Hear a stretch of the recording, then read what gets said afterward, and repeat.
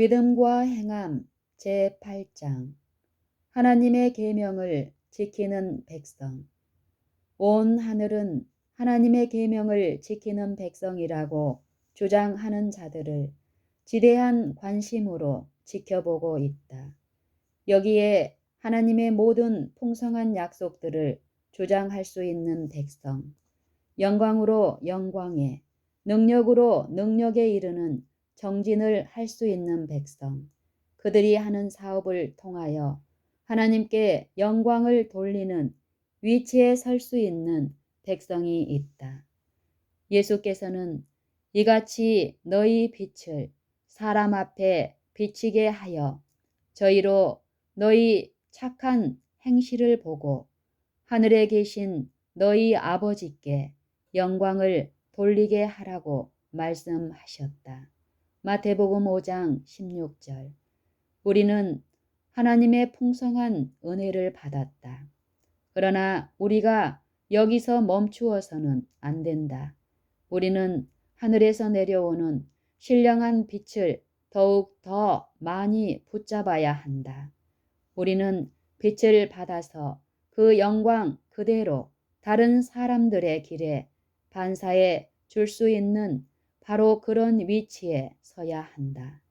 주님의 사업을 행함에 있어서 용기와 확신을 지금보다 더 많이 느낄 수 있었던 때는 없다. 세상에는 하나님의 계명을 지키지 않고 또한 그렇게 하겠다는 어떤 공언도 하지 않으면서 하나님의 모든 축복을 주장하는 자들이 많이 있다.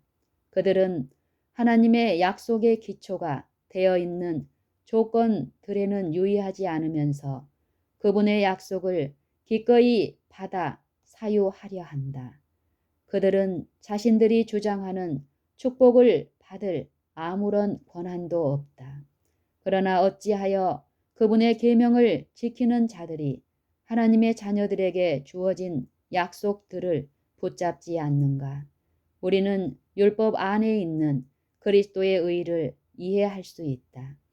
갈바리의 십자가에서 긍휼과 진리가 같이 만나고 의와 화평이 서로 입맞추었다.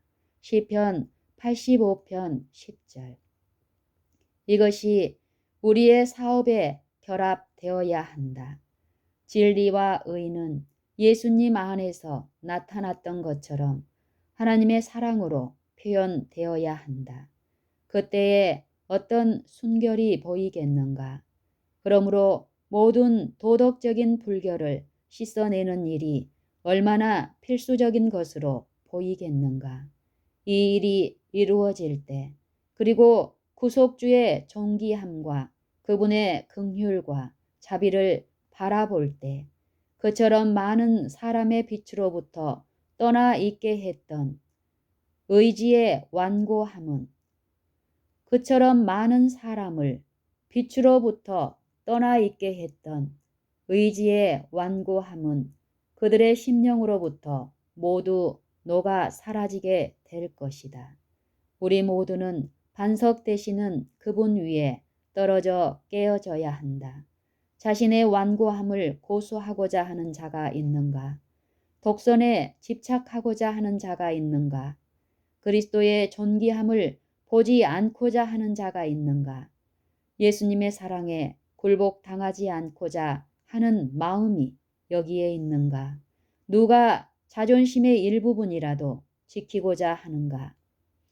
우리는 여전히 하나님께 더욱 가까이 나아가야 할 필요가 있다. 우리의 마음이 하나님의 사랑에 대해 이처럼 무감각해진 이유가 무엇인가? 왜 우리는 하늘에 계신 아버지를 그토록 어려운 분으로 여겨왔는가?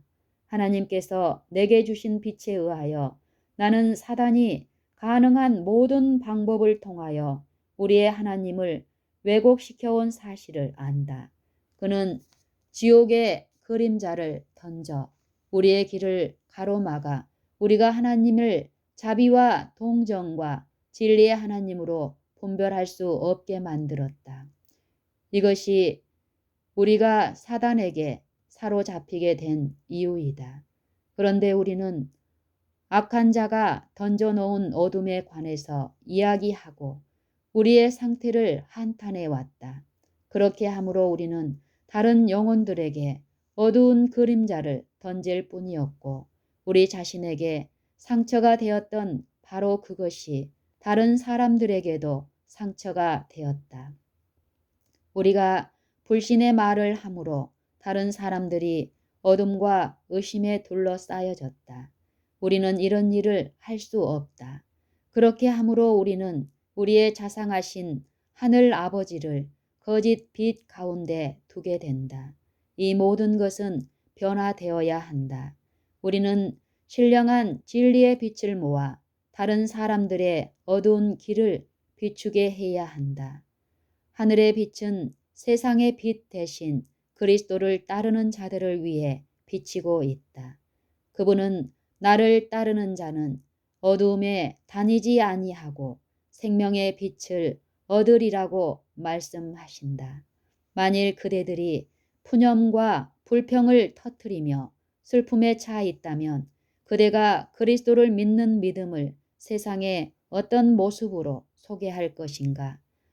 하나님의 계명을 지키는 자들은 진리가 영혼을 거룩하게 하고 사상을 세련되고 순결하게 하며 성품과 생활을 고상하게 해준다는 사실을 나타내야 한다.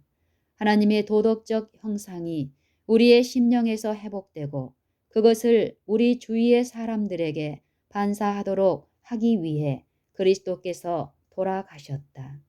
우리는 생명의 샘물을 더욱 더 깊이 마실 필요가 있다. 나는 영생을 위해 철저한 일을 하지 않으면서 만족해하는 사람이 한 명도 없기를 바라며 지금부터 계속해서 교훈과 모본으로 그대들이 그리스도를 대표하는 자들이라는 사실이 보여지기를 바란다. 그대들은 주께서 나의 영혼을 위해 하신 일들을 들어보라는 생생한 간증을 하게 될 것이다. 주께서는 더 큰 축복을 나누어 주고자 준비하고 계신다. 그분께서는 당신의 모든 선한 형상을 모세 앞으로 지나가게 하셨다.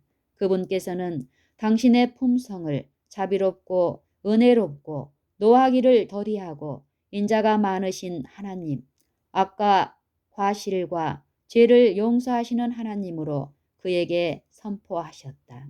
모세는 이스라엘 백성들에게 이러한 품성을 나타내어야 할 것이었다. 우리도 그와 같이 해야 한다.